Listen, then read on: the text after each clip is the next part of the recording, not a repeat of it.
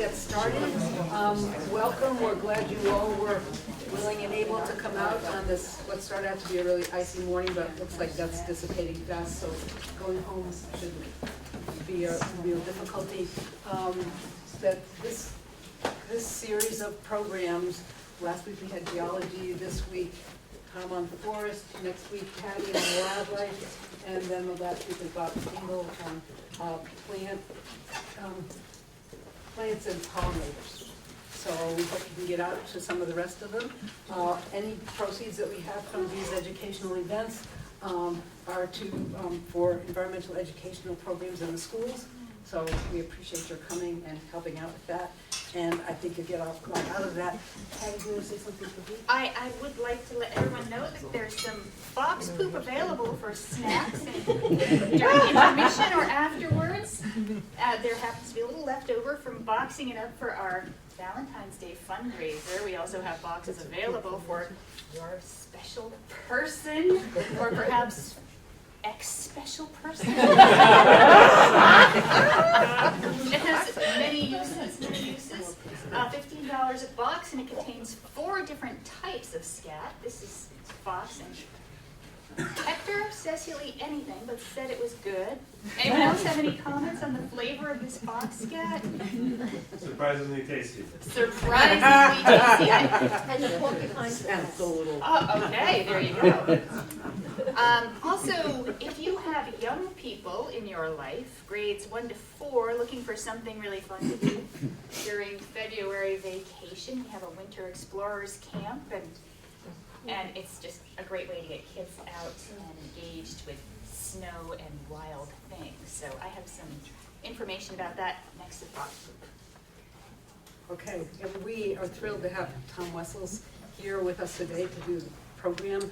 And I don't think you need any more introduction than that. Everybody's here because they know exactly who you are and what you're going to talk about. Yeah. Thank you. Thank you. So I guess we have about 2 hours, and the first hour we'll spend with slides looking at how to interpret past agricultural disturbance in our forests, because 80% of our woodlands around here used to be open farmland back by the middle of the 19th century. So we're going to start with that, sort of looking at that footprint that's evident everywhere, and then we'll break, and then I'm going to talk a bit about our present forest and how it's different from the pre-settlement forest, and then about implications for the future. So that will be, so we're doing past, present, and future, but probably more the past than the other two, but we'll get to them as well. So with the slides, I think a number of you have seen this already, but some of you may not have seen this slide program. There's a lot of information. If you have questions, please ask while we have the images up, although there'll be plenty of time for questions at the end. And I'll have questions for you. They won't be rhetorical. I'll be expecting you to answer them. The problem is the first 2 questions are the most challenging. And that's not intentional. It's just the way the information sort of unfolds with the program. But after that, they get to be very easy. It's like yes or no, this side of the tree or that side of the tree. In those cases, you'll have a 50% chance of getting it right. Just by guessing. And even if you get it wrong, then we know what the right answer is, because there's only one other one, so be brave. I'm going to start with the first slide. I'm going to stay on a bit longer than the rest because I want to hit the sort of the historical setting for this portion of New England, and then we'll start moving through the slides a bit more quickly. And I hope the light over there is not going to be too much to wash out the slides, but we'll see. So this is a map from Reading Forested Landscape that shows the 3 major forested regions of New England. So we have southern New England down here in gray, central New England in white, where we are today, and then northern New England up here in gray.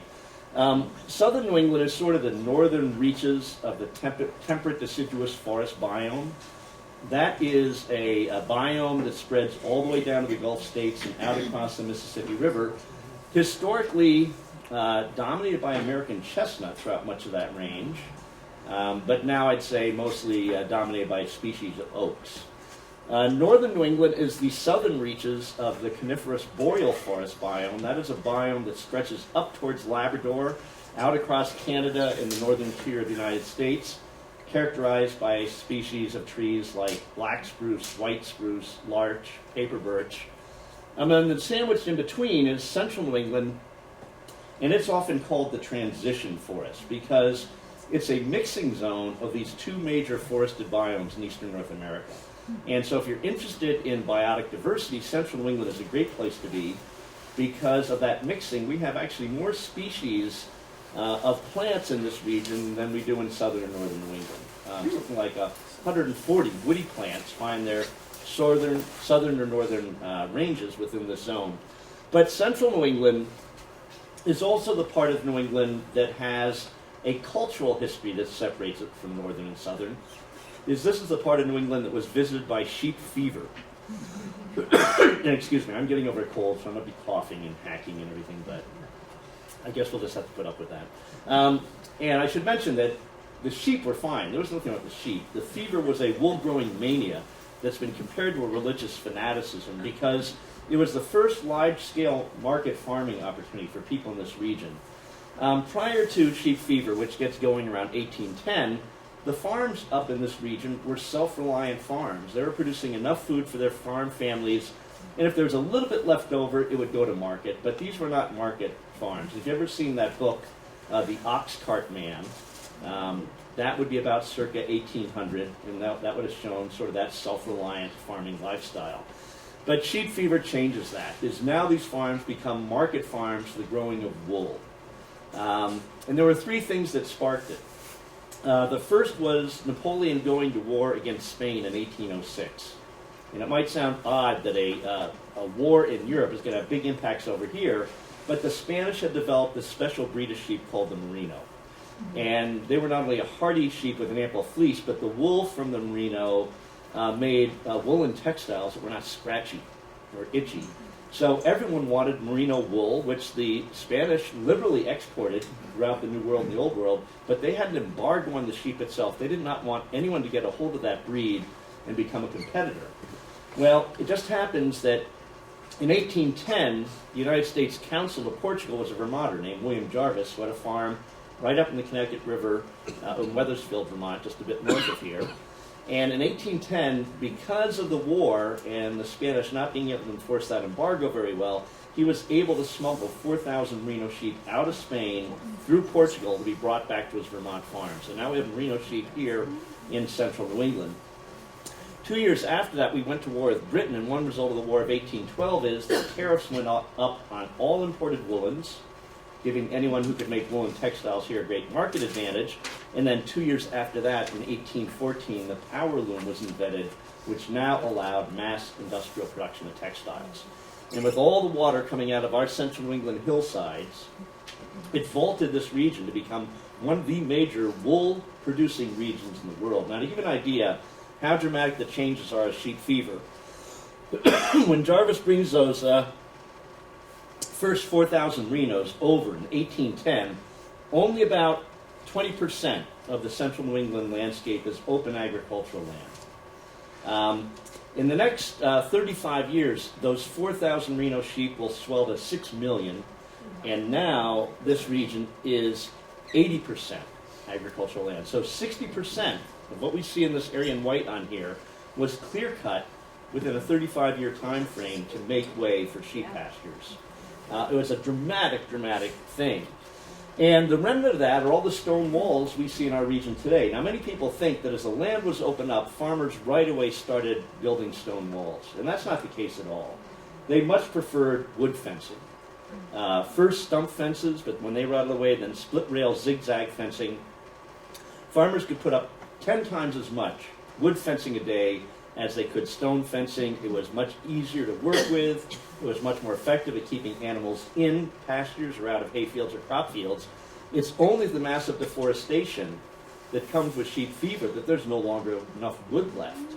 And as those wood fences start to rot away, farmers go to stone dumps where they just dump the stone, start bringing it back to make these stone fences. Now, in central New England, we have 125,000 miles of woodland stone fencing. All of it built within 35 years, between 1810 and 1845.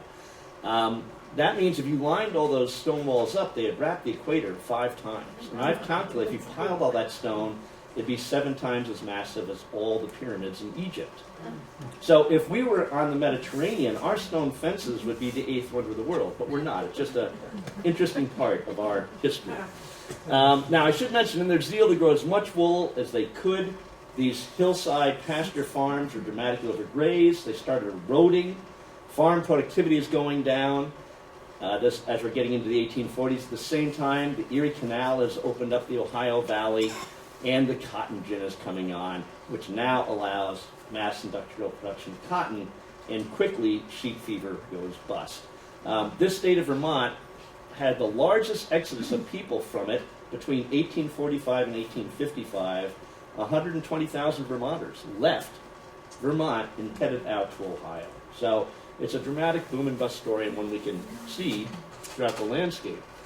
But it's also a great story of recovery. There's a lot of places in the world that were overgrazed by sheep where forests were removed and they did not come back. Areas along the Mediterranean, Iceland actually used to be a predominantly forested island.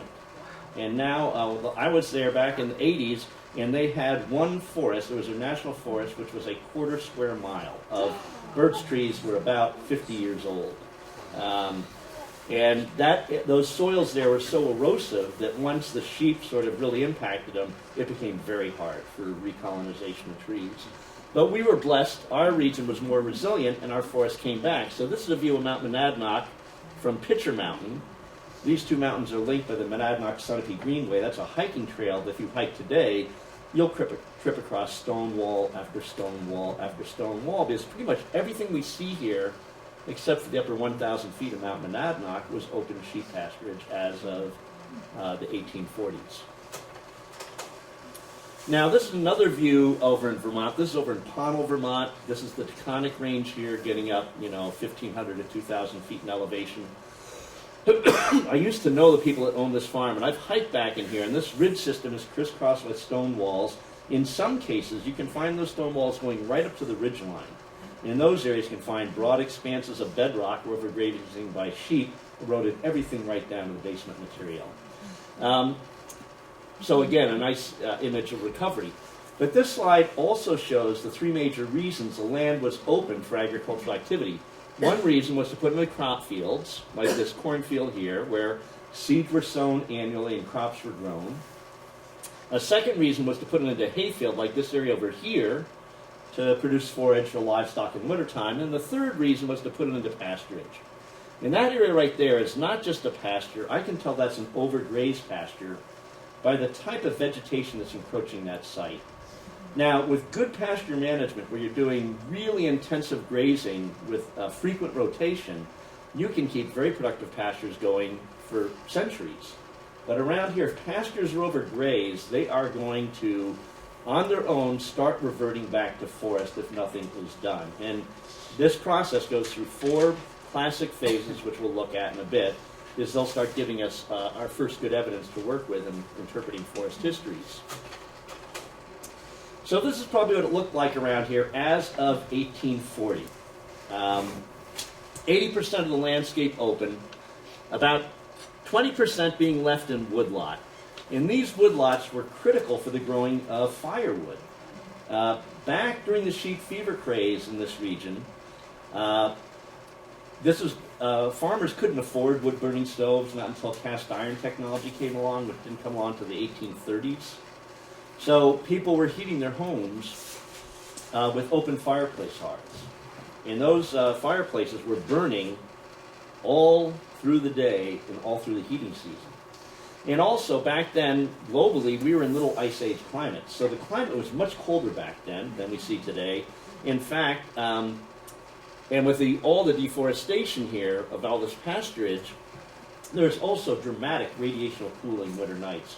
So back then, nighttime temperatures could fall about 25 degrees colder than we see today. So you got to think about the coldest temperature you've registered on your thermometer, and then drop it 25 degrees further, and then contemplate you're in a drafty farmhouse that's not insulated, and the only source of heat are open fireplace hearths.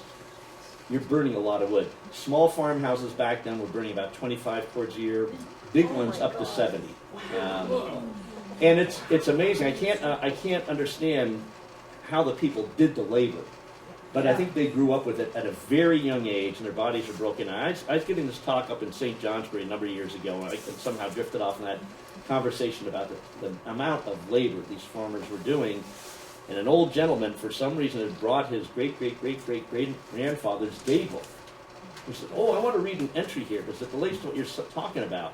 And the entry just said, "Walked to Hardwick, chopped 5 cords of wood, walked home." Well, from where he lived, the one-way walk to Hardwick was 14 miles.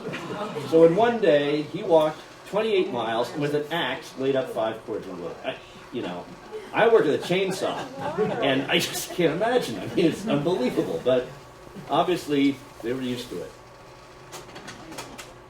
Now, back then it was the sheep that were creating these landscape changes, and then until fairly recently in Vermont, if we were thinking of market farming, we would have been thinking of market dairy farming.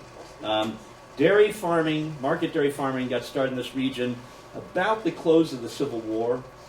By that point, rail had linked up all the urban centers in New England, making it very possible for rural dairy farmers to get their dairy products in there quickly. And that's what ushered in market dairy farming. And then, of course, recently, in the last few decades, these small Vermont dairy farms have had a very difficult time competing with the really large farms out in the Midwest and California.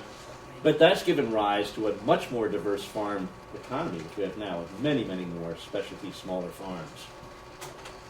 But whether it's cows or sheep, if a pasture is overgrazed, it's going to start reverting back to forest. And so you go through 4 phases in that process. The very first thing you'll see in an overgrazed pasture is the grasses are dramatically reduced and replaced by herbaceous plants who have broad leaves growing right at ground level, often in a radial fashion. This is called a basal rosette. So a lot of these hawkweeds up here have basal rosettes. In fact, the 4 plants in the slide that have basal rosette growth forms are the hawkweeds, pussy toes, sheep sorrel, and yarrow. And I should mention, all 4 of those species are not native to this region. They all came from the Old World, because this is a growth form that was selected for, these basal rosettes, in the Old World, where you had pastured ecosystems that have been around for millennia. And if you're a plant and you're going to survive in an actively grazed pasture, you're either going to have to be armed with spines or thorns to ward off the mouth of a grazing animal. You're going to have to be unpalatable, but if you're neither of those, you're going to have to hug the ground to stay out of the mouth of a grazing animal. So that's the first sign a pasture's been overgrazed. The grasses have been reduced, and the basal rosettes move in. Now, I should mention, some of these plants, like the dandelion, was brought over intentionally as a food plant. But some of these other plants got over here accidentally. And the way they got here, when the British first came to New England, one of the things that really caught their eye were groves of white pine in ravines of tributaries coming into our major rivers, like the Connecticut River. In those ravine settings, here in the Connecticut River Valley, white pine could get up to 8 feet in diameter and 230 feet in height. We don't see trees like that anymore because they were all removed. But they had to be tucked down in the landscape so that the forest in the top of these ravines would grow up to match their crowns and protect them for wind blowing and lightning strikes. So the British saw these trees and they thought, my goodness, what sort of naval ships could we make with these as their masts? And so they developed special boats called mast boats that had an aft that would open up so you could slide 20 to 30 180-foot white pine logs into them. Now, those boats were designed to carry a lot of weight. And so, on the passage from London over here to New England, the hull would be filled with ballast, often in the form of cobbles, but if they didn't have cobbles, they would just use earth. And when those boats came into port, that ballast was removed and piled on the harbor side, and within it were the seeds of a lot of these basal rosettes which sprouted on those dirt mounds, and then as they have small wind-blown seeds, blew into the interior, and what did they find? The perfect ecosystem. They're perfectly adapted for overgrazed pastures. That's also how our earthworms got here, because earthworms are not native to this region either. They came over in the ballast of those mast ships. Now, in amongst these basal rosettes, we get little pockets of exposed soil. And that allows the second group of plants, the coarse weeds, to move in. Now these plants grow upright because they're either armed with spines like the thistle. And by the way, the majority of our plants in this region today that have spines or thorns are not natives. Again, they're mostly from the old world. Again, a strategy developed to ward off grazing animals and pastured landscapes. And a lot of them have, again, tiny wind-blowed seeds that, like the thistle, that are so small they have to land on bare soil if they're going to establish. If they landed on a thatch of grass, they just don't have enough stored energy in their seed to get a root down through that thatch and into the ground. So the basal rosettes moving in, the thinning of the grasses allow then these coarse weeds to move in. And it does include a native species, milkweed, but you'll notice the milkweed has a larger seed than like thistle does. And the reason is that the native habitat of the milkweed when the British got here were intervales. And these were prairie-like ecosystems that lined the Connecticut River and other major rivers. And they were the result of both Native American agriculture, their garden plots to grow maize, beans, and squash. But after those garden plots lost productivity, they'd be abandoned, another plot would be opened. But the abandoned plots would be burned annually to keep them in prairie grasses, because eventually the soils would rejuvenate and then they could be opened up again. It was much easier opening up sod than having to remove young trees and shrubs. So 600 years of Native American agriculture and associated burning pushed the forest back from our major river systems quite a distance. It's not an accident that if you drive south of here and you enter the Pioneer Valley of Massachusetts, you're going to go through Northfield, you're going to go past Greenfield, Deerfield, Hatfield, Springfield, you're going to enter Enfield, Connecticut. It's not just an accident all those towns end in field, because when the British came up there in the 1600s, that's what they found, these fields on either side of the river. And that would have been the native habitat of the milkweed, which needed a larger seed to colonize those prairie systems. Now, where these coarse weeds grow somewhat densely in pockets, they act as nurseries for the invasion of the third group of plants, which are berry-producing shrubs. And now we're going to need wildlife to ferry those seeds in the pasture. So it could be berry-eating mammals like coyotes, raccoons, foxes, but more likely berry-eating birds like cedar waxwings, starlings, robins. And if they happen to defecate seeds into a clump of coarse weeds, that allows these berry-producing shrubs to establish. Now, as we're going to see, a lot of these are not native species, like the Japanese barberry here, that's very spiny, or the hawthorn, which is notable thorns. And you might think a plant like this hawthorn could invade an actively grazed pasture on its own, and yet it can't. Its seed has to be nursed along in a clump of coarse weeds for a couple of years in order to get the requisite woodiness to deter the mouth of a grazing animal. So if you get a young hawthorn growing up the first year out in the open, those young thorns are pliable, and that thing will just get gobbled up and browsed out of existence. But if the seed is lucky enough to land in a clump of coarse weeds, or that plant is hidden for a couple years, it allows them to get the woodiness in their thorns and spines to ward off herbivores. Now, a whole host of roses come in this phase, most commonly multiflora rose, in this case rugosa rose. And then these berry-producing shrubs act as nurseries for the invasion of trees. So here's some barberry and a rose, out of which is growing a white ash. It's very unlikely that only one white ash seed fell into this pasture. I'm guessing other seeds of that species fell back here, or maybe over there, but they're not growing in those sites because they grew up in the open. And they got browsed by the dairy cows that were in here. But this seed was lucky enough to land in a clump of coarse weeds where it was protected, and now it's reached a height where the dairy cows can't get at it. So that's the way an overgrazed pasture, if nothing is done to it, just starts reverting back to forest. The basal rosettes move in, then the coarse weeds, which act as nurseries for the berry-producing shrubs, which then act as nurseries for the invasion of trees. Now, one of the shrubs, excuse me, it comes in the third phase, is this, and this is going to be a little out of focus, I know, so I'm going to just get this in better focus here. This was, I encountered this shrub the year I moved to Putney in 1976.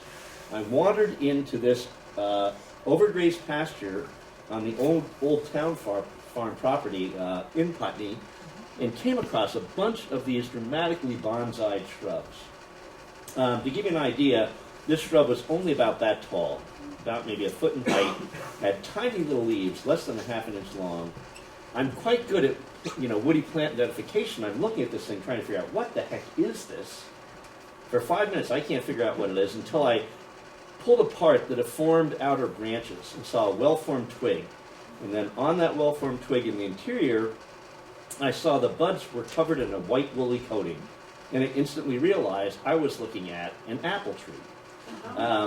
But I figured an apple tree that had been heavily browsed for a while. I wanted to figure out how old this thing was, so I went home. I got a handsaw. I came back up. I cut the 1 1/4 inch trunk of this apple. The annual growth rings were way too close together to count, so I took a section of the trunk off, took it home, sanded it down, and then with a dissecting scope, I counted that it was 36 years of age. It was actually 10 years older than I was at the time. I have never cut one of these again. I was just so amazed that it was that old. But I can use an increment bore to core the trunks. And the oldest one I've gotten, it was only about waist height over in New York State, 94 years. Wow. My sort of respect for the tenacity of this species has skyrocketed.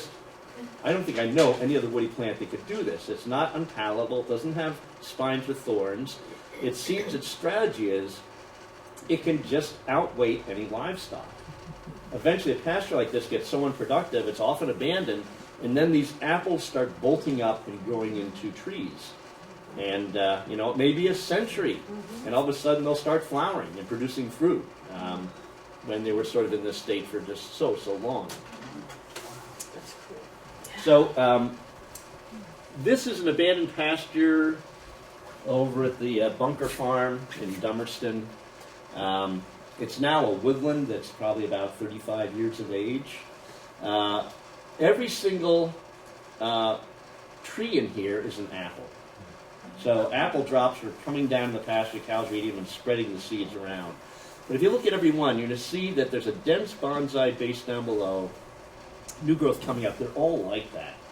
So if you go into that young woodland right now, it's a little bit hard to get in there. It's very, very dense. You're going to encounter what I call weird apples. What a weird apple is, it's a struggling apple tree in the canopy of the forest. It usually has multiple trunks, sometimes a single trunk, but in either case it has rounded knobs on the trunk from about waist height down, and then right at ground level has a dead, dense apron of branches skirting the tree. When I see an apple like that out in our woodlands, I know I'm standing in a former pasture, overgrazed pasture. It's the only way they get to form like that. I'm guessing down in Pennsylvania, where they just have so many deer might do that, but our densities of deer are not that high to do that up here. The problem with weird apples is they're a fairly ephemeral piece of evidence. Apples are slow growing, they're intolerant of being shaded, and usually what happens, the rest of the forest canopy grows up over them and shades them, and eventually they die.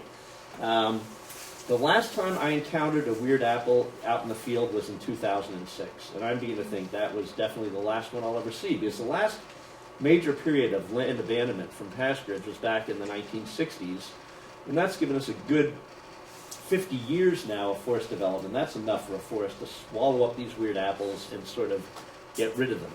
But luckily, there's another woody plant that is every bit as good an indicator of overgrazed pastures, and that's the other woody plant in this shot, the common juniper.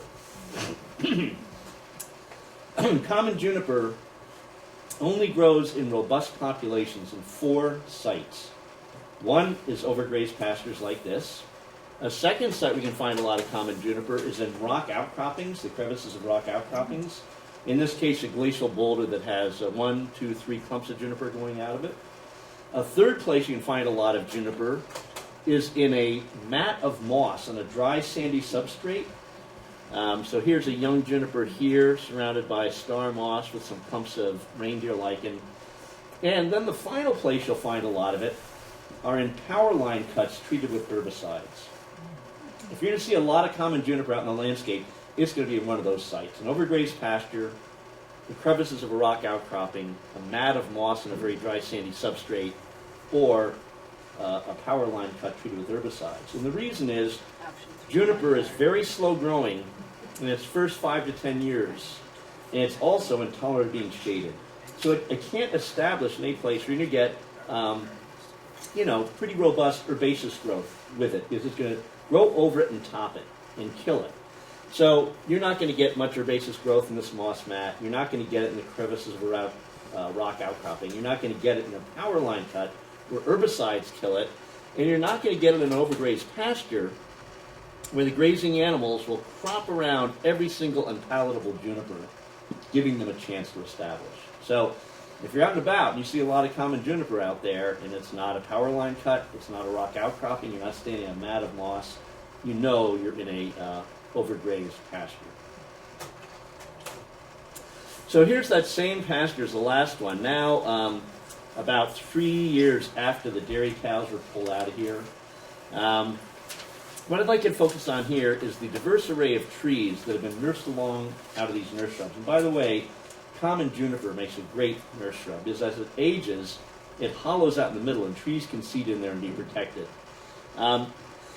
You can't tell it from the shot here, but if you were at this site when I took the photograph, you'd be able to find sugar maples, red maple, paper birch, yellow birch, black birch, red oak, actually, no white oak here, red oak, beech, white ash, black cherry, aspen, all growing out of these nurse shrubs. The very first thing I do, if I go into a young woodland that I know has followed pasture abandonment, the very first thing I do is I look at the composition of the canopy.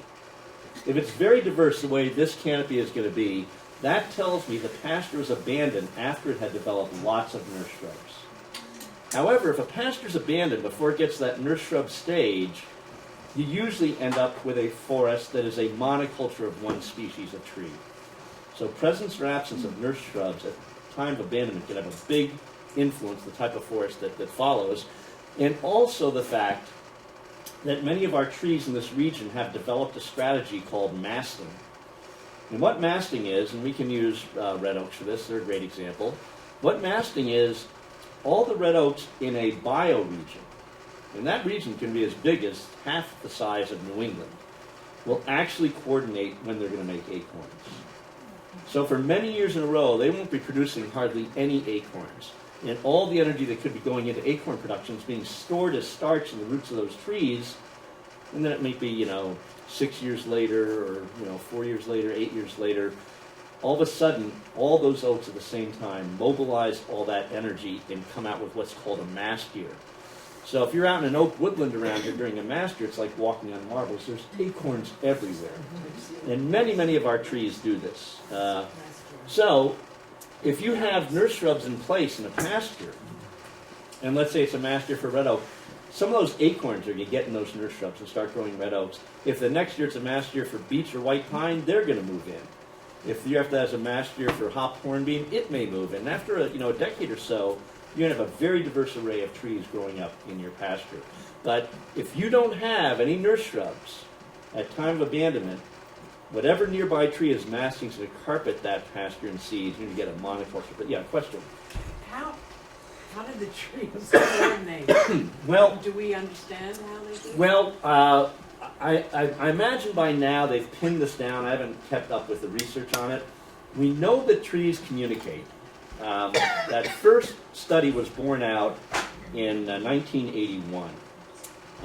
Around here, if you were living around here at this point, you would remember looking across the river at Woontasket Mountain and just seeing it completely defoliated because of the gypsy moths that were active at that time. So researchers at Penn State University wanted to figure out how quickly oaks can mobilize tannin in their leaves, because tannin thwarts herbivory. So they didn't have any gypsy moths down there, so they in that part of Pennsylvania, so they had to actually do an experiment. So they had a set of experimental oak trees and a set of control oak trees. And from each group, they took off a leaf off each tree at the start of the study to test the amount of tannin in it. In all the trees, the tannin level was pretty much the same. Then in the experimental trees, they climbed up in their canopies and started ripping up the leaves in those trees in little tiny pieces as if they're being eaten by gypsy moth larvae. And then they take a leaf off those trees each day, at the end of the day, test it. And sure enough, once they started that treatment, the tannin in those trees started really jumping in the leaves. But being good researchers, they had their control trees, and all they did with them was just remove one leaf a day and test it. Though that group was a half-mile away, across a highway system, but they started spiking tannin levels at the exact same time. And so what they realized when they're ripping up these leaves, they must have been releasing some sort of plant hormone that if neighboring trees were exposed to it, basically informed them, boost your tannin levels, munching insects are coming. And they quickly pinned it down. In oaks, if the leaves are chewed up or ripped up, jasmonic acid is released. And if neighboring oaks get exposed to jasmonic acid, they boost their tannin levels. So there is a lot of speculation, and I'm guessing it's been proven by now, that these trees are communicating. You know, it's next year, right? It's next year, because I'm not going to throw out all my acorns if you guys aren't. So yeah, there's a lot of thinking. Yeah, these trees have to be communicating, and we know now that mycorrhizal networks in the soil that link up plants not only can start moving nutrients and energy back and forth between plants. One study has shown that out in the Pacific Northwest, a forest that was made up of Douglas fir and paper birch, during certain times of the year, Douglas fir were basically having energy sent to the birch trees. And then other times of the year, the birch were sending energy back to Douglas fir through that mycorrhizal network. Now, probably what it was the mycorrhizae were moving this energy back and forth to assist these trees at times where they needed a boost. But now we know that even phytochemicals move that mycorrhizal network, so plant information can move through the forest as well. But anyways, if you think about masting, it's a bit of a gamble. Let's say you're a red oak and you've been storing energy in your roots for 7 years. Next year's going to be the mast year, but that winter you get your canopy ripped apart by an ice storm. Or maybe you get cut down in a logging event, or maybe blown down in a wind event, and you've lost all that reproductive potential. So if it's a gamble like that, why have so many of our woodland trees developed this strategy? Why does it work for them? So here's the first of the two hard questions.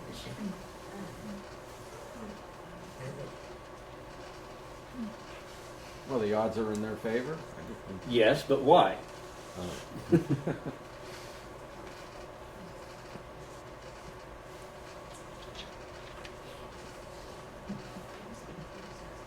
Enough of them live? Yes, but why? Because no matter how many deer and squirrel you've got, they won't be able to eat up the whole supply. Yeah, so this is a strategy to thwart seed consumers. So here's the most difficult question. What's the major consumer of acorns? Squirrels. Not squirrels. Not mice and not deer. Bear? Not bear. Porcupine. Not porcupine. Not turkeys. Not turkeys. It's got to be an insect or something. It is. It's the acorn weevil. The larvae of the acorn weevil. Now, I've never seen an acorn weevil. I've seen pictures of them, but I've never seen them in real life because they're tiny. They hang out in the canopy of oak trees. And in July, when acorns are just starting to form, females are going around and laying one egg in every acorn they can find. That egg hatches out, and the larvae starts munching the meat of that acorn. They don't eat the whole thing. They eat about a quarter of it, a third of it, enough to make the acorn not viable, but there's still tons of meat, so when those acorns do come down, then all the other mammals and birds, still get the benefit. But weevils are destroying the viability of more acorns than anything else. So if all the oaks in the region can dramatically suppress acorn production, they really depress the weevil population, and then the mast year really overwhelm them. Studies have shown if you see an oak in the canopy of a woodland around here, you can be 99.5% confident it was spawned in a mast year, which means that our masting species come in cohorts, age cohorts of trees that are all the same age. So that's the reason. That's why we believe there's communication. It's just like, it's next year, right? I'm not going to put my acorns out unless I know you guys are. If I do, then the weevils are going to get them all. So they do have to coordinate.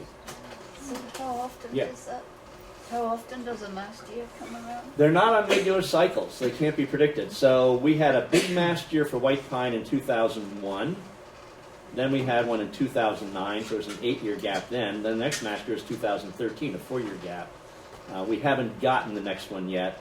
But it's going to be at least a 5 or maybe 6 year gap the next time. So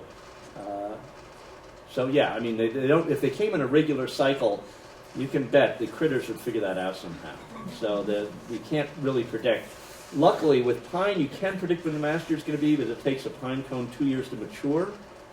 So in the fall of the first year, you'll see little tiny cones on the branches, and then you'll know next year will be the mast year.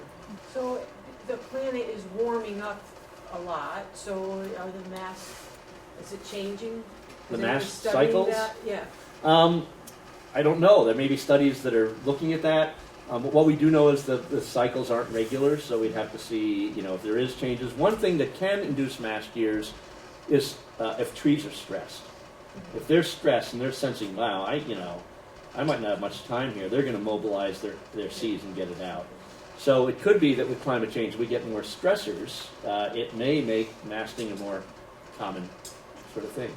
So do the several different species of trees all have the same mast year? They can. I mean, sometimes it'll just be one species, but other times it can be a number. So actually 2001 was an amazing mast year because I think something like 8 different species all masted that year.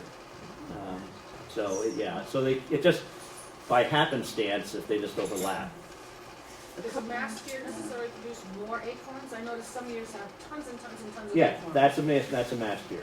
Other years there's hardly any. That's why, when you go out in a mast, there's acorns everywhere, and then the next couple of years you're not going to see acorns. They're just not going to be hardly any at all. This was the 2001 mast year in our woodlot in Westminster. I didn't pile those white pine cones up. A red squirrel didn't do that. It just fell like that. And that was an amazing mast year. I can remember driving in southwestern Maine, and I thought there was a forest fire because the pollen was so thick coming out of the pine trees. I thought it was smoke. And we actually had in our yard a couple of branches on our big pine that just snapped off under the weight of the cones. There were so many cones. Yeah. Does a mast year for a specific species over a large area, or do different areas have a mast year within the same species? It's usually over a fairly large area. Like I said, mast years often will incorporate about half of the size of New England. So it's covering a big area. Now, eventually, excuse me, in an overgrazed patch that has common juniper, you can get a continuous sea of this stuff. You can see all the trees that have been nursed along out of it. Eventually, their crowns will touch. The shade produced will kill the juniper since it's shade intolerant. But large specimens have very resinous branches that take a long time to decay away. So, skeletal specimens of common juniper can be visible in a forest up to about 50 years after they die for big specimens. But after a good 75 years, common juniper, weird apples, they will not be present. So that means any pastures abandoned to go back to woodland at the time of World War II or earlier, this evidence is not going to be present. And in fact, the bulk of our pastures were already abandoned by that point. So we got to look for longer lasting evidence. And so what I go for next are pasture trees. Now, pasture trees have 2 attributes. The first is they are open grown like this hemlock is here, so that they are growing by themselves and they grow big, low limbs growing out because they are aware that there's light out there and they're going for it. So that's the first attribute. They're open grown. But the second attribute is that they're not growing on a fence line. This tree is not growing out of a stone wall or next to a stone wall. It doesn't have any barbed wire on its trunk. In fact, this hemlock was growing at the top of a small hill. Around the base was all walled with stone and wire fencing. So when I see a tree like that open out in the middle of what was once open agricultural land, I know I'm looking at a pasture. I'm not looking at a crop field where a tree like that would make growing crops a real problem. I'm not looking at a hayfield, particularly a tree like this hemlock, whose dense shade and litter fall will really reduce the growth of hay underneath it. But I am looking at a pasture where a tree like this would be left to provide shade for livestock during the summertime. Now, the problem with pasture trees is because they put so much energy into growing out horizontally initially, they can never grow as tall as the forest that grows up around them. And if they're shade intolerant, they're eventually going to be swallowed up in the forest canopy, and they're then going to die and disappear. So pasture trees are sort of an ephemeral piece of evidence too. In fact, I think about another century from now, all those big old, sometimes they're called wolf trees you see out in our woodlands, they're not going to be there anymore, which will be sort of sad because they are iconic to our region, but eventually they're all going to die and they're going to disappear. Because they don't have sun. Because eventually they're going to either reach an age where this can become really old, or they're going to get blocked in their sunlight if they're shade intolerant and be killed off, one way or the other. So if I don't have a pasture tree, it doesn't mean I might not have a pasture. It just means I keep looking. And what I go to next is fencing. If I get wire fencing like I have here, that's going to give me a lot of information. First of all, I know I'm looking at a fence that was built in 1874 or later. Because wire does not become commercially produced for fencing until 1874. If it's barbed wire, like it is here, then I know the pasture held cows or horses, but not sheep. In heavy fleece, the sheep can't feel the barbs of barbed wire. They get tangled in the fencing and hurt. And also, if the wire is attached to a small tree or post, I can then tell on which side of that fence the pasture occurred. So when this photograph was taken, this red maple here was 6 inches in diameter. Normally at that size, red maples can have very smooth gray bark. This bark is already furrowing because this tree is quite a bit older than you might imagine based on its size.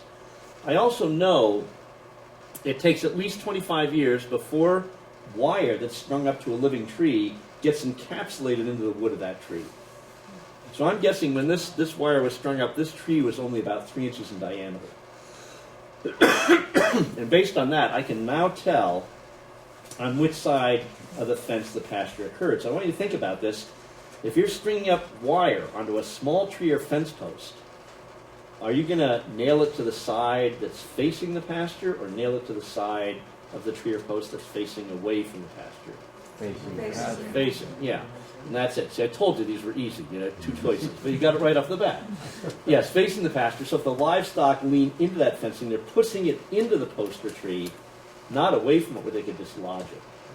If you're nailing a wire onto a big tree where you can anchor big nails, you can put it on whatever side is convenient. But on small stock, you got to put it on the side facing the pasture. Now this is a classic view. This is a stone fence running off through the woods up in Putney Mountain.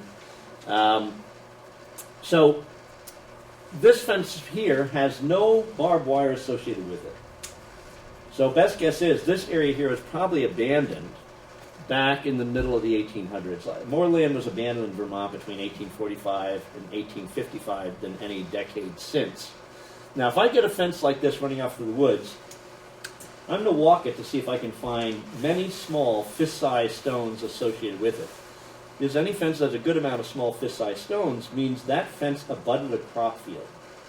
Because crop fields are the only things that generate and then necessitate the removal of small stone. If you go further east over in New Hampshire, you'll start to see classic up into Maine and also eastern Mass. Classic stone fences that bordered crop fields are 2 rows of granite boulders set a few feet apart and then infilled with a lot of small stone. That's a classic crop field wall over there. Around here, the small stone is just sort of randomly built into the wall or sometimes piled in the corner where 2 walls come together. But if you walk this wall here, you'll never find a single small fist-sized rock. So that means neither side was ever a crop field. So now we're thinking, all right, we've got landscape here that was either pasture or hayfield. What is your guess looking at this slide? Pasture. And why is that? You're right. But it's not flat. Yeah, it's because the lay of the land. This is an incredibly steep slope right here. That stone fence just about disappears because it's really steep. These are outcroppings of bedrock over here. Not suitable for growing and sizing hay, but more than suitable for grazing sheep. So just by looking at stone wall construction, the surrounding lay of the land, you can often infer what was happening there. How much soil do you think we lost to erosion during the sheep fever? A lot. I can't give you inches amounts, but I think probably on some sites, well, we're going to see a photograph of one site where I'm convinced that a foot of soil was lost. During that sheep fever craze, the piers down at the mouth of the Connecticut River in Long Island Sound had to be extended over a half mile because of all the silt coming down from the river. So it was a lot. Now this lens cap's about 2 inches in diameter, so a lot of the stones in this wall are the size of large potatoes. Now, back in our towns around here during the sheep fever craze, our most powerful political position was the position of fence warden or fence viewer. Most of our towns still have that position on the books, but the people don't have the clout they used to have. The job of the fence warden or fence viewer was to come unannounced to check the height of the boundary fence of a farm. Towns set heights, either 4.5 feet for minimal height of a boundary fence or 5 feet. Now, generally, stone fences only went up to about waist height. It's one thing lifting rocks like this, a whole other thing to do something like that. So to get up that 4.5 or 5 foot level, they often would build up the stone fence up to about 3 feet, then use cross poles and a rail, and that would be enough to get to that minimum height. So the fence warden or fence viewer would have a staff exactly the length of the minimum boundary fence height, and their job was to walk the boundary fence. If they found it dropping anywhere below that height, that was grounds for a pretty severe fine. And I know from the Historical Society records in Westminster that back during this period, not only did that happen, but the pastor, the fence warden went to the pastor to tell him what had happened, and that farmer was brought up in front of the parish we made an example of the next Sunday. Now, it sounds harsh, but a lot of Vermont towns had sheep farms that had thousands of sheep during the height of the sheep fever craze.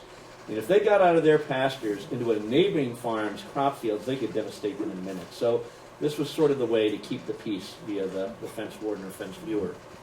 But I'd still like you to contemplate building a 3-foot-high wall out of stones the size of potatoes. It's not the type of building material people are going to choose. That's telling us that just this was a budding or crop field and a lot of small rock was coming out of the ground. All right, so these 2 slides will end the slides, and we'll take a break so people can get bathrooms or something or whatever. Certainly you want to get the scat candy. That's something you shouldn't miss. And especially what you should do is when you're out with your friend, just put it on the snow before you go out, and then pick it up and eat it. And that's even really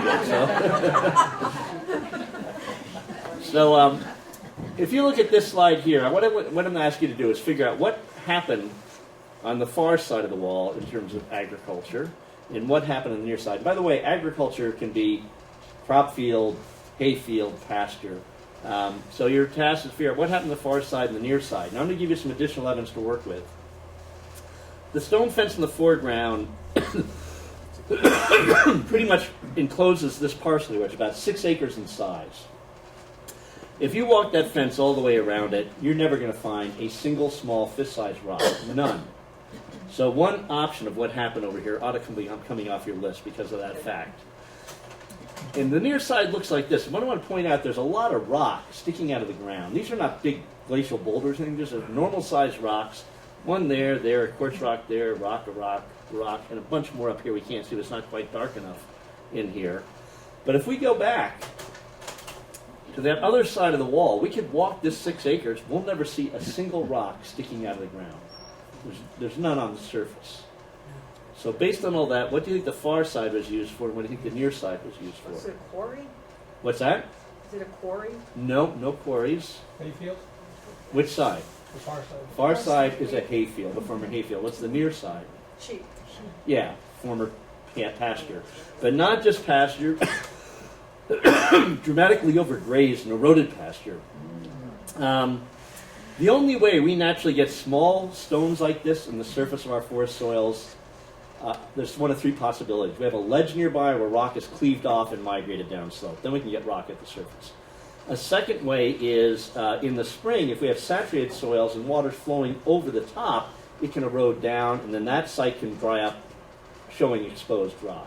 A third way is if a live tree gets knocked over and it rips up, the roots rip up out of the ground, sometimes they can bring rocks up, but then those rocks will be dropped on what are called pillows. So in that, so the upturned root system, as it rots away, all the soil and rocks get deposited in sort of a mound.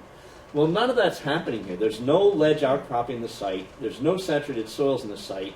And these rocks are not just on pillows, they're everywhere.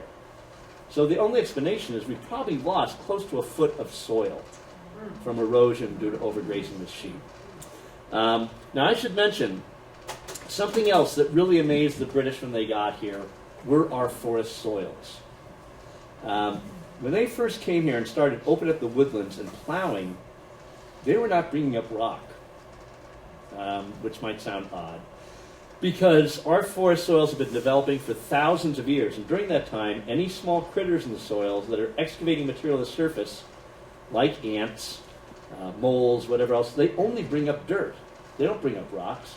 Thousands of years of that actually buried the rock in our glacial till under a foot or more of clean soil.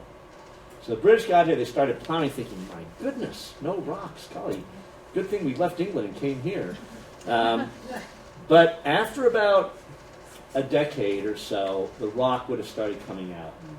So on sites that are crop fields, the reason they generate small rock is freeze and thaw cycles are moving rock up in the soil every year. You might know this. If your vegetable gardens are on glacial till soils and you turn your garden over every year, the rocks you removed the year before, the next year have been replaced by a new cohort. You might even think they're reproducing or something. But they're just coming up. And the reason is that, let's say a rock is down on the ground like this, the frost is coming down, eventually latches onto that rock, and then the frost continues to go deeper in the soil. And of course, the soil is expanding, so that rock is being lifted up a little bit. And then, what people don't realize, when the soil starts to thaw, as we move into the spring, the thaw commences from the bottom up, not the top down. Because once we get below the frost zone around here, we're into soil temperatures around 54 degrees Fahrenheit. There's an incredible heat reservoir down there. So as the winter abates and the frost can't get as far down anymore, that heat starts radiating upward and the ground starts thawing. And the pocket where the rock originally was thaws and settles a bit while the rock is still held in the frozen ground. And when it's released, it cannot quite make it to its starting point. And in this way, it's lifted up a little bit every year. And eventually, when it gets to the surface, it gets picked out and put into the stone fence. So that's why this is a hayfield, no small stones here. Because any place that has perennial root vegetation, so that can be the roots of grasses or trees or shrubs, those roots lock everything in the soil together in a unit. So when the ground freezes and expands and then thaws and settles, the rocks stay in place. They're held in place by the roots. But in a crop field that lacks those roots, the freeze and thaw cycles lift those things up. Now, the other thing you can see on this side of the fence is the ground is sloping down. But the surface of the ground, even though it's sloping, is smooth and even. It's lacking pillows and cradles. So pillows and cradles are the result of live trees falling in the wood. When a live tree gets knocked over in the woods, its roots rip up out of the ground, excavating what's called a pit or a cradle. Then you have the down tree trunk and upturned roots. And when those things rot, that earth is deposited as a mound or a pillow. So you get what's called pit and mound or pillow and cradle topography. And due to our very dramatic disturbance regime around here, from windstorms, from frequent thunderstorms, the occasional hurricanes, as well as ice storms and heavy snowstorms which can uproot trees, after a couple centuries, our forest floors get carpeted in pillows and cradles. So if you're out in the woods and you see the ground is smooth and even if it's sloping, it means they were removed by plowing. And of course, hayfields had to be plowed to make them, because you had to get rid of the pillows and cradles which would get in the way of working a scythe. But once they were plowed and those things were removed, they were seeded with seed. And if they were well cared for, they weren't plowed up much after that. And that's the reason no small stones in the wall. So that's a lot to remember. But I always tell people to take away, if you want to impress friends and neighbors that don't maybe know much about the woodlands around here, you can pretty much go out anywhere out in the woodland around here, stop and say, you know, we're standing in a former pasture. You'll be correct 75% of the time. But if you want a closer read, then this is the sort of evidence you want to go for. So why don't we take a break, then we'll come back, and if there's any questions people have, we'll do that before we start talking about the present and future for us. You're very welcome.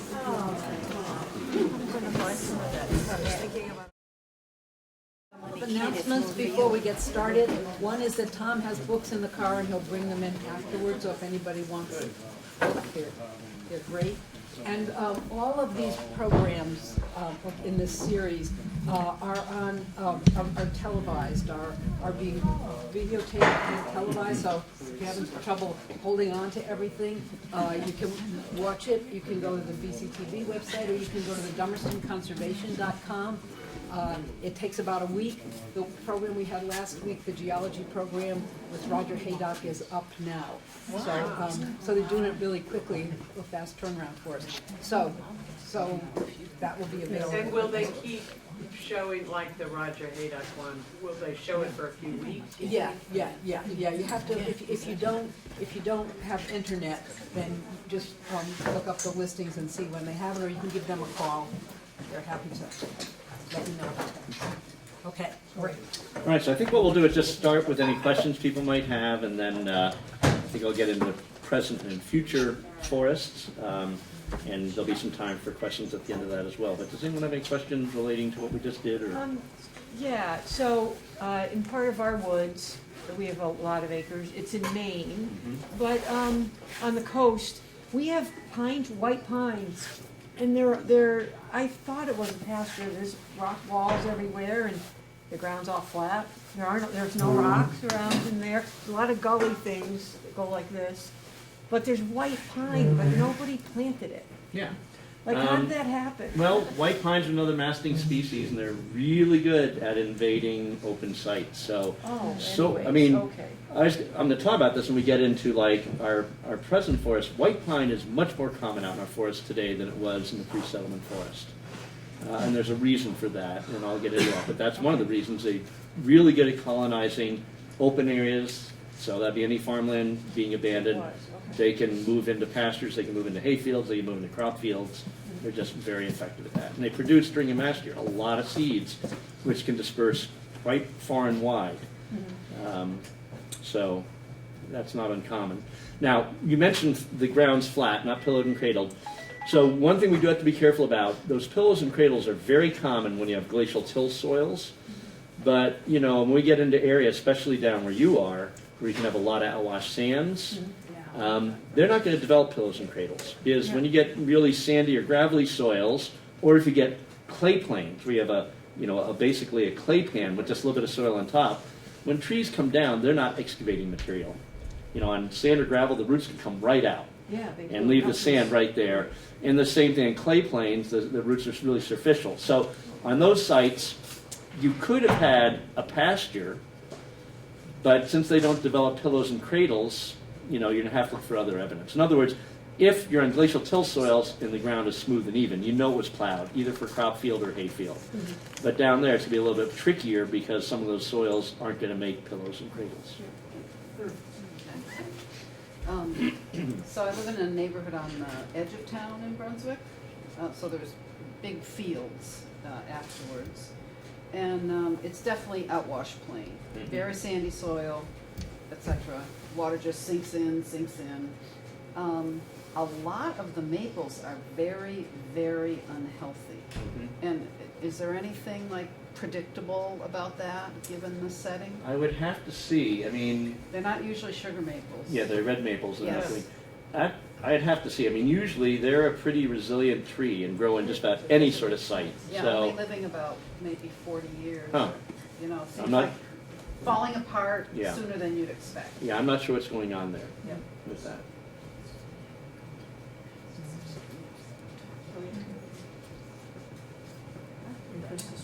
Yeah. Maybe just a basic question. People were talking about erosion, caused by the grazing, and so like, how did that actually happen? Is it because the rainfall? Well, what's happening is, in an overgrazed pasture, a lot of the vegetation is being denuded, and so it can't be quite as effective at holding, especially on slopes, holding the soil when you get heavy rain events or whatever else. Right. So. Tom, can you say anything about succession in pasture that isn't overgrazed? Say a pasture that was just abandoned but was in fine grass land condition? Would the grasses be able to persist a lot longer or? They can in some instances, depends on the grass. Part of Pisgah State Park was taken over by eminent domain. This is down near Winchester, and a lot of the families that lived there were forced out. That happened in the 60s, and I was in that section of Pisgah 30 years later, and you could still see the yards where they had lawns that had not been encroached upon. The trees were moving in, but they hadn't encroached. So sometimes you do have a very healthy stand of grass, and then it's not cut and it grows up. It can resist invasion for a good amount of time. So it depends on the grasses, how healthy it was, and everything else. But yeah, they can be a lot harder to colonize, and the succession can go slower in a site like that. And could it be because of water too, like there's lots of water around so the grass stayed and the trees didn't come? On those sites were just sort of moderate sites. I think they had lots of water, but they weren't dry sites. They weren't on like sandy soil, so. Yeah. I have one question. Are there natural meadows as a phenomenon here? That's a neat question. Up when you get in the alpine zone, yes, you can get natural Bigelow sedge meadows. Down at these elevations, you can get natural meadows also, I guess, from beaver dams that have been abandoned, and their dams will break and the wetland will drain. I can sometimes get a sedge meadow that comes in there. Those would be a natural phenomenon. But even on those sites, eventually they're going to succeed towards forest if, given enough time. All right, so there'll be more time for questions at the end. So what I'd like to do is talk a little bit about our present forest and the future forest and things we need to be aware of.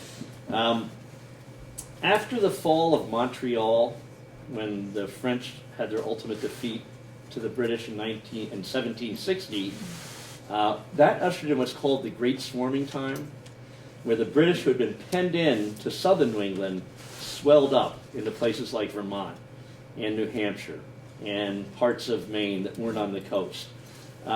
More towns were established in 1761 in northern New England than any other year. And it's really common. You can drive around here and just find all these towns in this region established 1761. Now, the older communities right along the Connecticut River here were established earlier. But once you get away from the river, you're going to see tons of towns around here incorporated, established 1761. Now, those were all grants given by King George III to proprietors.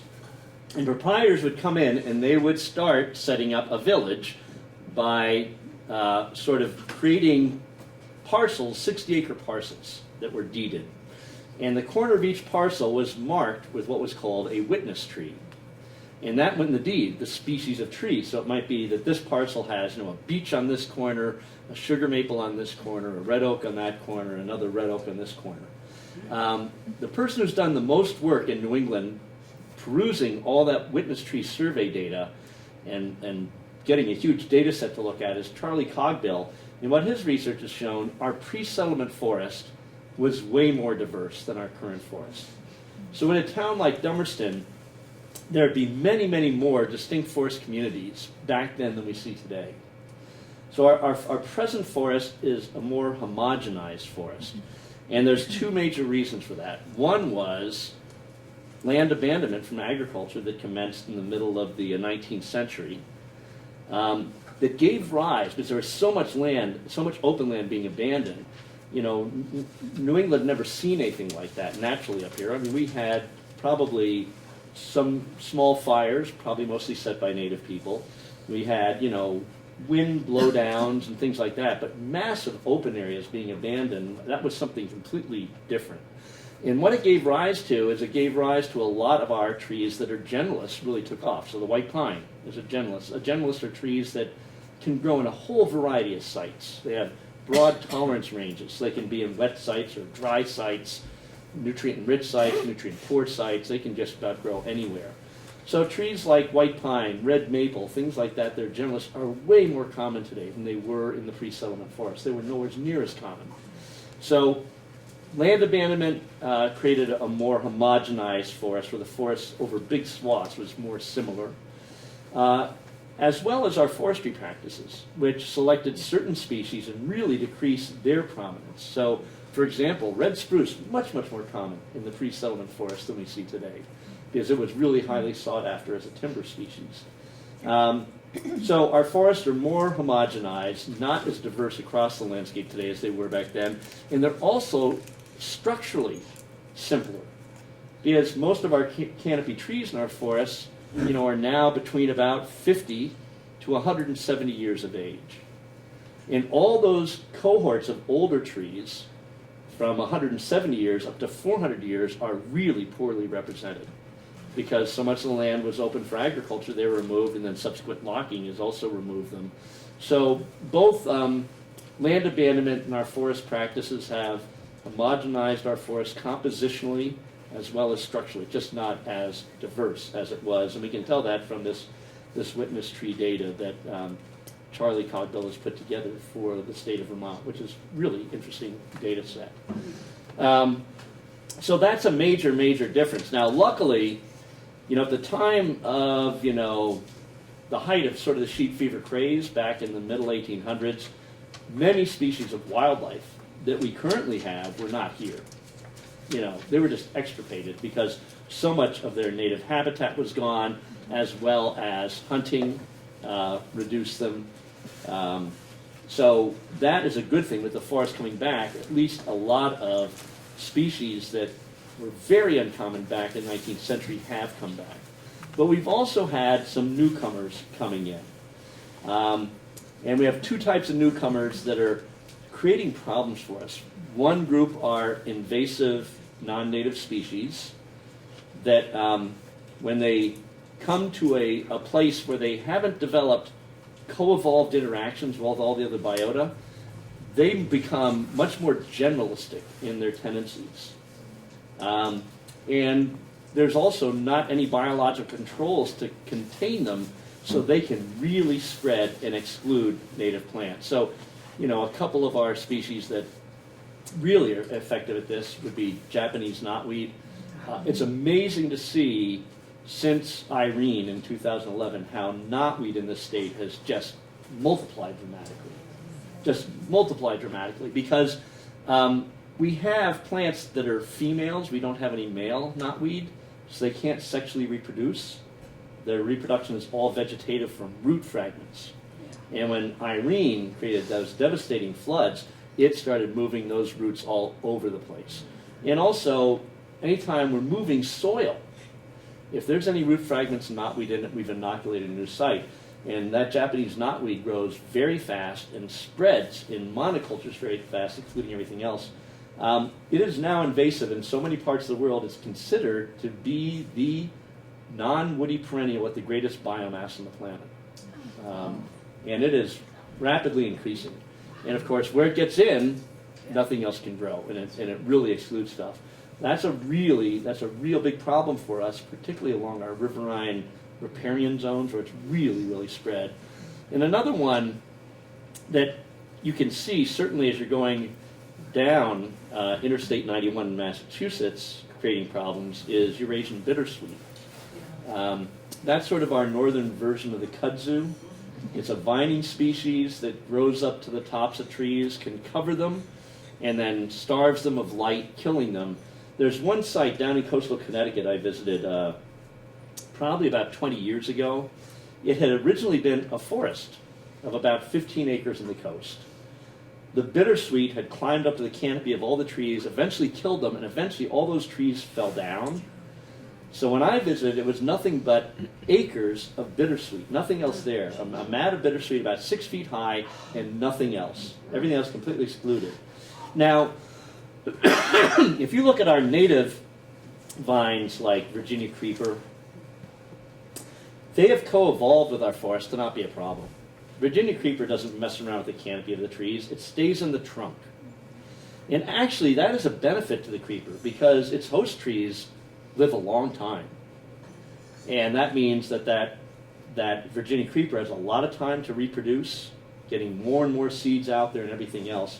In that site where the bittersweet had killed everything else off, it's a vining species that wants to climb up to get light.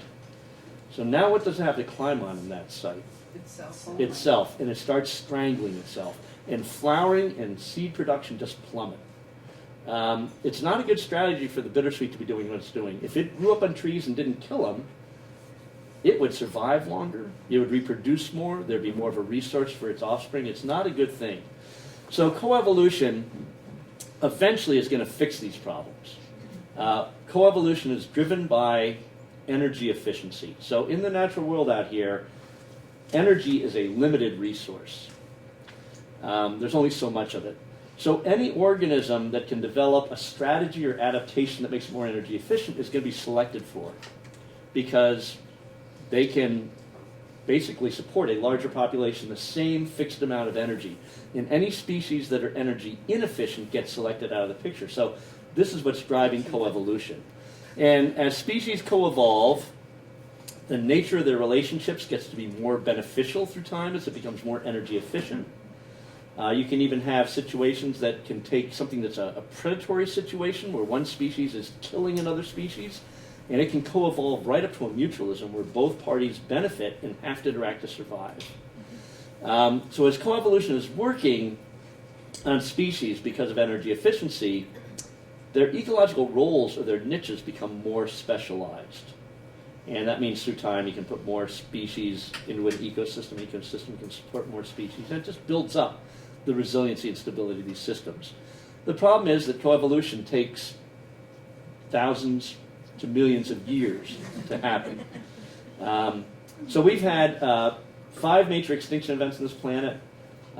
In those events, up to 90% of all the globe's species have been extinguished. But within about 10 to 20 million years, because of coevolution, the species richness on the planet, the biodiversity, not only made it back to where it previously was before the extinction, it surpassed it every time.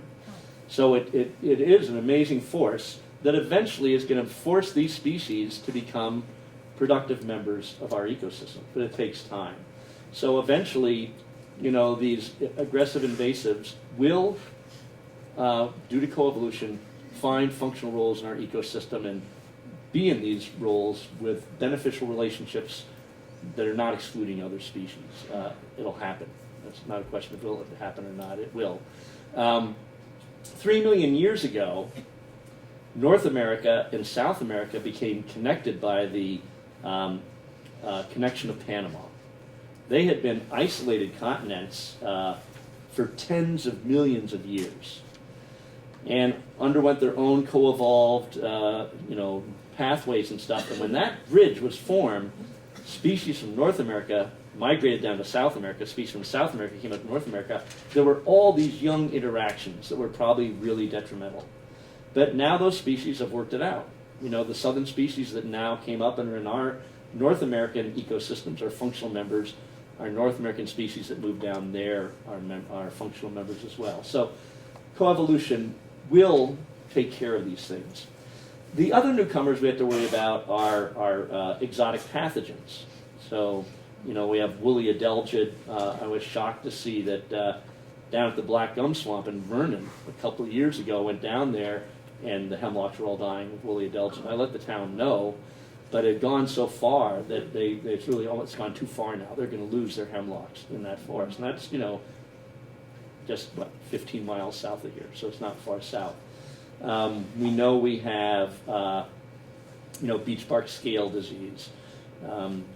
The emerald ash borer is probably going to come in. It's certainly made it across the Hudson River. It was over in Western New York. Now it's on this side. And Asian long-horned beetles are around.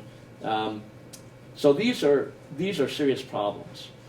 But again, in a continental context, it's rare for one of these sorts of things to extinguish a species. From pollen records, we know that hemlock, eastern hemlock, was distributed throughout its current range up to 5,000 years ago in North America. And then it disappears for 1,000 years. We have no pollen from 5,000 years ago to 4,000 years ago, eastern hemlock. It just disappears, and then it comes back. So I'm confident that probably all of our trees suffering from these exotic pathogens will eventually return. In 2012, with graduate students from Antioch, New England, we found 2 stands of resistant reproducing American chestnut over in southwestern Massachusetts. Each of those stands had about 60 trees in the canopy that are of reproductive age. They were cross-pollinating and making viable nuts, and there were seedlings and saplings throughout the understories of these two stands. And I have a feeling there's probably a lot more out there that people haven't recognized, but eventually it'll come back. All these things will, because when you have an exotic pathogen that kills off a huge proportion of a species, the ones that don't die have some level of resistance, and they become the sole reproducing members of that species. And that means that they'll be the force driven by coevolution to work these things out. So I think our future forest, over the span of centuries to millennia, is going to really struggle. We're going to see a decrease even further in our biotic diversity as we lose many trees from the canopy of our forest, as these invasive species take over the understories. It's not going to be pretty. But in the long haul, coevolution is going to work that out. But in the period of centuries to millennia, it's not going to be a pretty picture. So our task is going to be sort of like Noah. What we're coming to is what ecologists call an evolutionary bottleneck. So what they mean by this, like the body of the bottle would be our current biotic diversity, and the neck is a pinching down of that biotic diversity that's going to happen because of invasive species, exotic pathogens, and climate change. Those three are all coming together at a head that are really going to have impacts on our biotic diversity, but coevolution eventually will kick into gear, and that biodiversity will come back.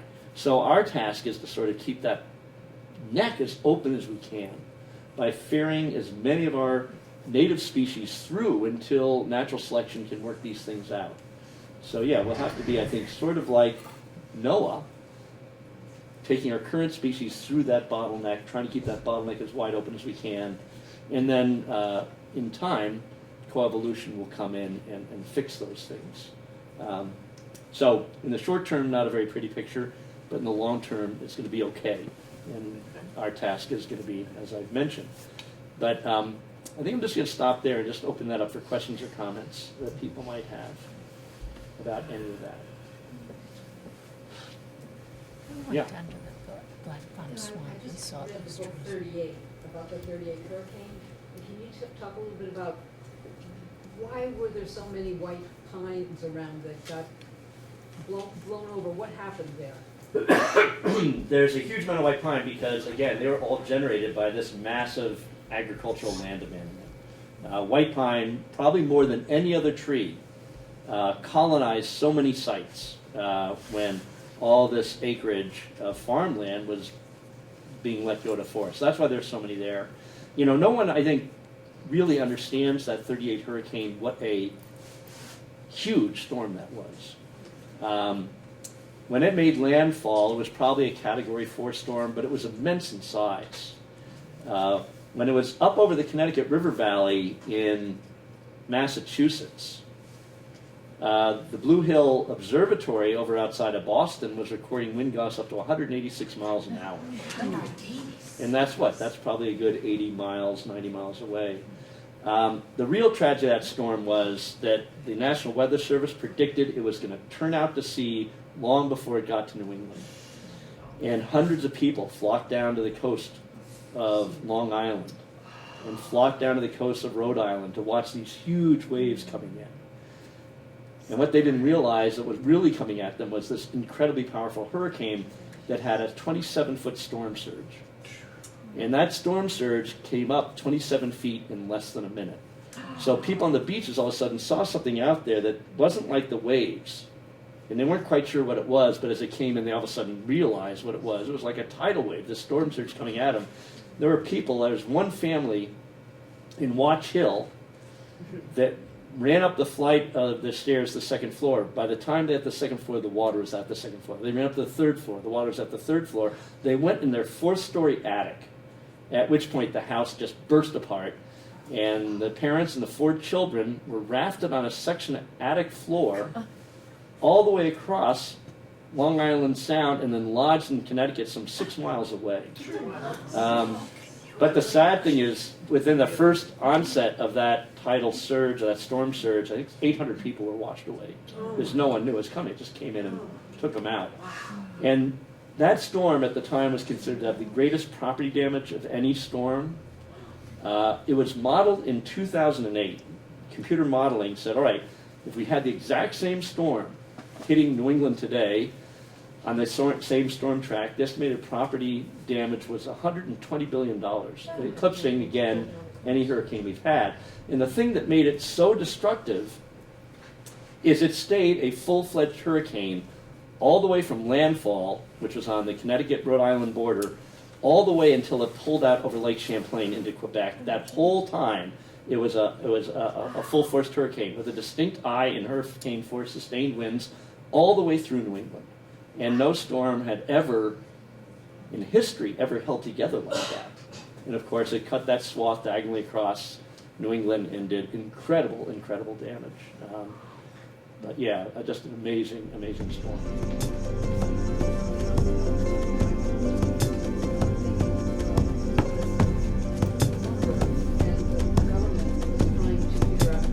What do we do? How do we help people? People were depending on this lumber over time, and now it's all down.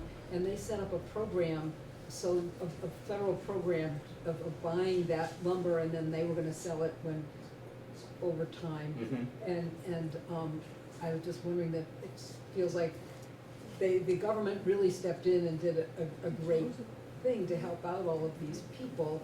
I don't think we have the capacity to do that. Our government wouldn't do that now, probably. Yeah, I don't know. It's hard to say.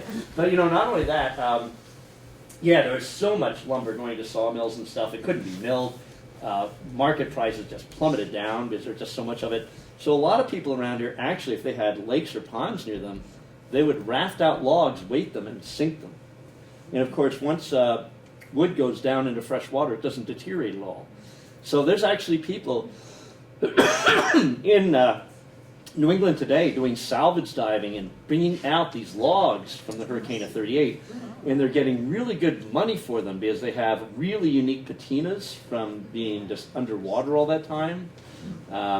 So there's still logs coming up out of our ponds and lakes from the hurricane of '38 that are sound and make beautiful wood, and people are making some good money off of that today. I understand that there's people doing research with the chestnut tree and trying to grow those more resistant varieties up in upper New York State, I think, at the agricultural schools there. Would they be planting any sections? I mean, do you know any of that? What would account for maybe this stand in Massachusetts? No, the stand in Massachusetts is embedded in a huge array of old growth forests. So this is no one's planted or anything. That was just resistant trees that, and you know, they don't last forever. We are seeing trees get up to about 14 to 16 inches, and then eventually they would die. And what was happening, they were able to encapsulate the fungus into cankers. So you could see their trunks would have these huge cankerous growths around them. We're trying to girdle the trunks, sometimes 5 or 6 of these things up and down the trunk. And eventually they would, but I think the trees were still having a good 30, 40, 50 years of reproductive time before they died. And then you have to imagine that their offspring are probably going to have greater resistance. Maybe they'll make it to 20 inches. And then their offspring probably even greater. Maybe they'll make it to 30. And after a number of generations, you're going to have resistance there. Now, one thing that people have done, I wish they hadn't done, is they have crossed American chestnut with Chinese chestnuts. Because Chinese chestnuts have co-evolved with this fungus. This fungus came from the old world. They co-evolved and they have immunity to it. But the problem is the American chestnut was an immense tree. In the heart of its range, chestnuts could get up to, 12, 13, 14 feet in diameter. I mean, you're talking about a hardwood tree of that size, almost 200 feet in height. They produce the most edible nut of any tree in North America. It only took that blight about 30 years to eradicate them. Now, you think about this. If you're a host-specific parasite, the very worst thing you could do is eradicate your host species, because if you've done that, you've just done it in your whole population. This was an incredibly energy and efficient thing for that fungus to do, but coevolution is going to force them.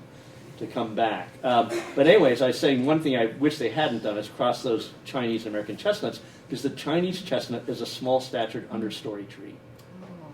And they're trying to get a 99% American chestnut, 1%, but we don't know what 1% will come along with that resistance. And we may lose this dramatic specimen.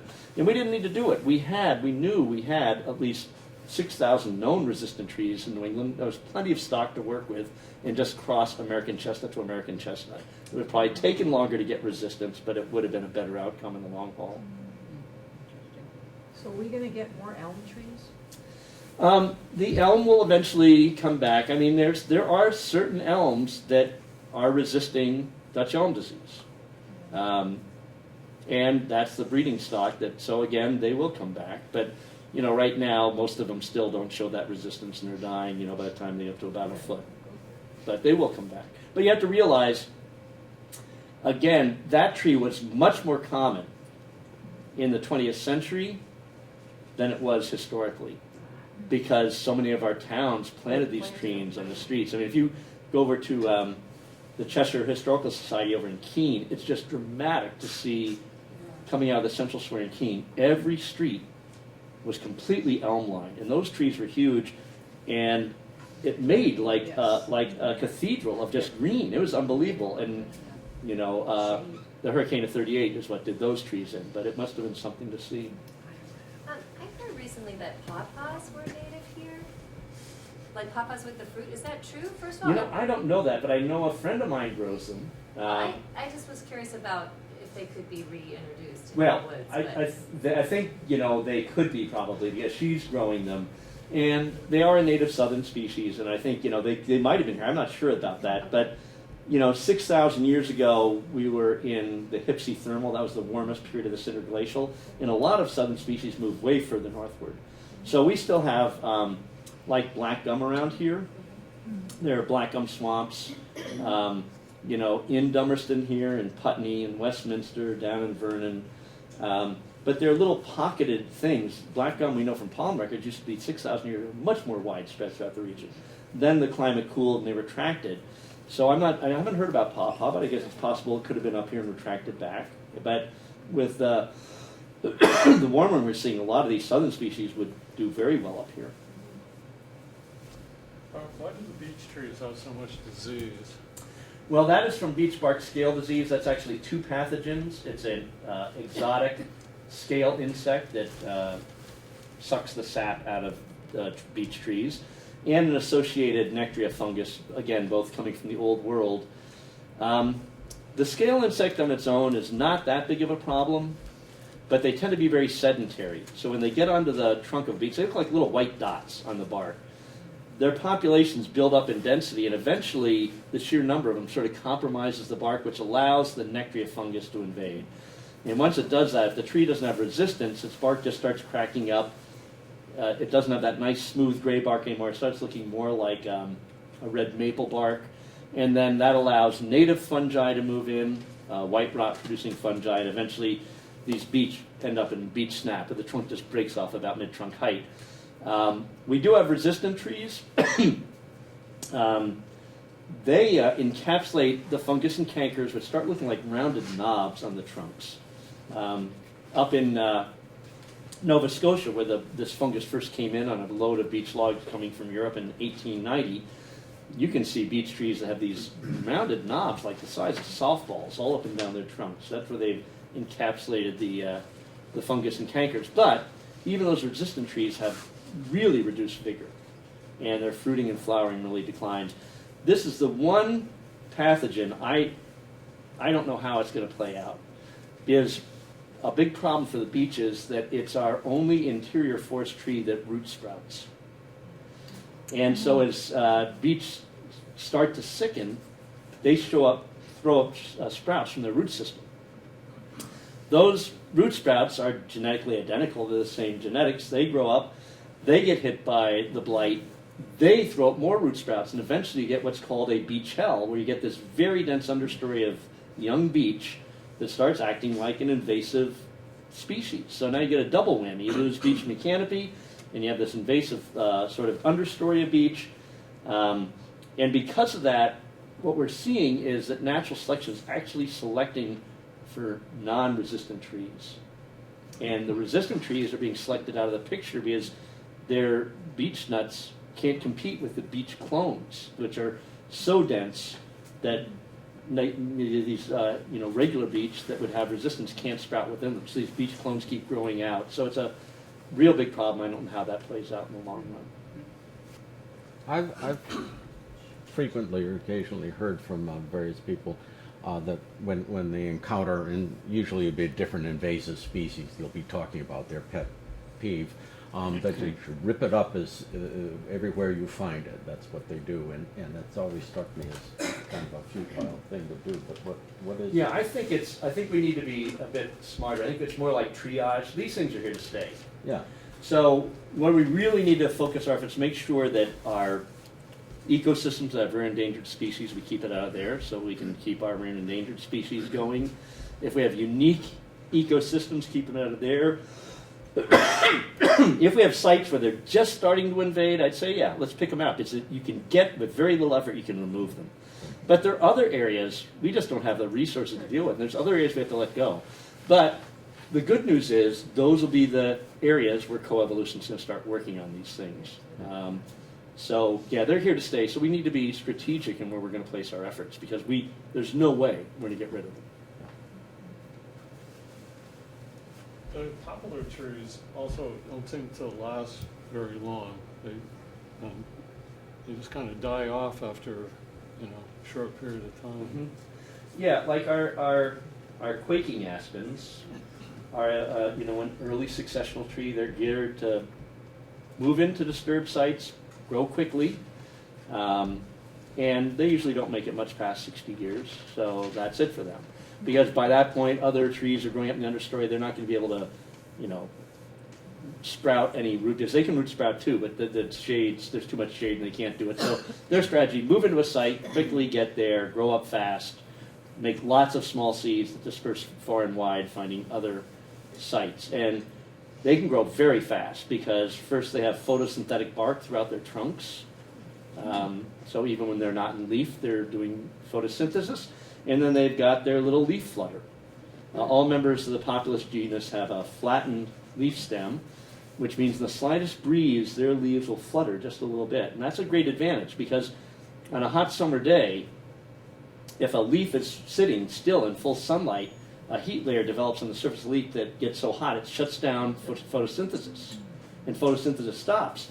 But if you're an aspen and you can flutter just a little bit with a slight breeze, you don't build up that heat layer and you can keep photosynthesizing. So they can be very, Is that very the only bark that has? What's that? That is the only bark that has photosynthesis? Oh no, we have many trees that are bark photosynthetic. Our birches, our cherries. Matter of fact, all of our trees at young age are bark photosynthetic. But then as their bark, roughens and stuff, they lose that ability. But their twigs will still be bark photosynthetic. But like a tree like the black birch, really a strong bark photosynthetic tree. So if you have a black birch and the bark is still smooth, it's not breaking up at all and cracking, you just take a little knife and cut a little section and pull it back. It'll be bright green right under there from all the chlorophyll. Yeah, any trees that have noticeable lenticels are really very strong bark photosynthesizers. Those lenticels are mostly there for taking in CO2 for bark photosynthesis.